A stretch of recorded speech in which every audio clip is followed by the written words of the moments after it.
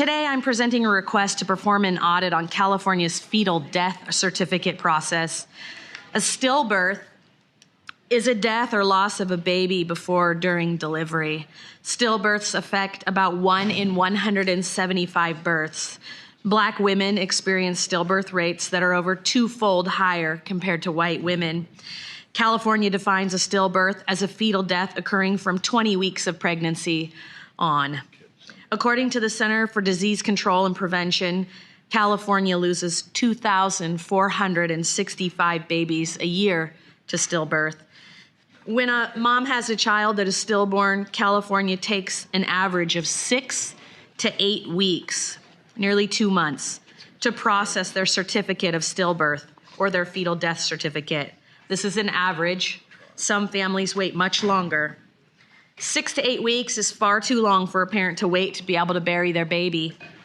This is why I'm requesting an audit of the fetal death certificate process. The fetal death certificate is complicated. It's nuanced, has many different offices and departments to go through in order to receive approval. After a stillbirth occurs, a family will begin by selecting a funeral home. The funeral home will work with the family on specific information. Once this information is completed, the funeral home will contact the hospital or doctor's office to try to release the baby.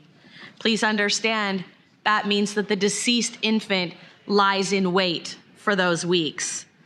After the causes of death are determined, the worksheet is then sent to the county doctor where they'll review and accept or deny the documentations.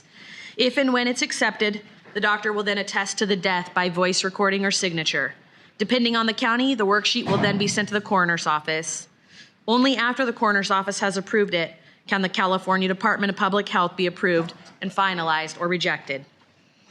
Taking on average between 6 to 8 weeks to file a fetal or stillbirth death certificate is unacceptable. Florida takes 1 week. The existing process disproportionately impacts low-income families, as many do not have the ability to take additional time off to grieve or to make arrangements or to be with their family. This forces many people to wait for months to bury their recently lost baby.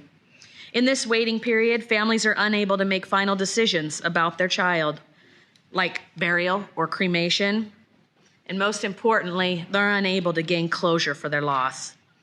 We need to find a way to shorten the amount of time it takes for these certificates to be filed and create one less burden, one less thing that exasperates the grief that families will face after their baby dies. Today, I have my communications director, Michelle Sherwood, here with me. I would like to note that prior to coming here, this audit was signed by more than half of the Women's Caucus. It has bipartisan and bicameral support and is heavily lifted by the many amazing women who serve in this legislature.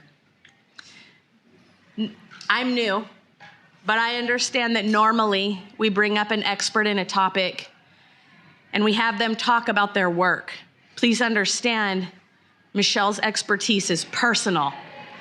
Michelle's sitting by me today bravely to share her story and tell you what happened to her. As a new member, she came to me as a staff and asked me to do this audit. And I can think of no braver thing than for her to sit in front of her peers and me and tell you her story and ask you for help for the women she knows will suffer the same thing she suffered. So Michelle, here you go.